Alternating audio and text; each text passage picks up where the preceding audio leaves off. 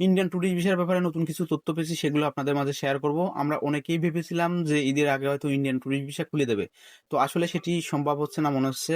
কারণ গতকালকে সময় টিভিতে একটি সংবাদ দেখতে পেলাম, সেখানে জিজ্ঞেস করেছিল যে ইন্ডিয়ান ট্যুরিস্ট ভিসার ব্যাপারে। তো তারা বলেছে যে ভারতে ভোট, এইজন্য হয়তো একটু দেরি হতে পারে।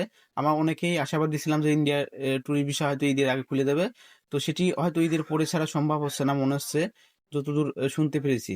আর একটা বিষয় আছে, বর্তমানে হঠাৎ করেই যুদ্ধ বেশি মাত্রায় দেখা দিয়েছে, সেজন্য ভারতের উপর প্রভাব পড়তে পারে। সেক্ষেত্রেও কিন্তু ইন্ডিয়ান ট্যুরিস্ট ভিসা খুলতে একটু দেরি হতে পারে। আর অনেকদিন যাবৎ অনেক ভিসা সেন্টারগুলো বন্ধ ছিল, সেখানে অনেক কাজকর্ম থাকে, অনেক কর্মচারী থাকে, সেগুলো আনতে হয়তো দেরি হতে পারে।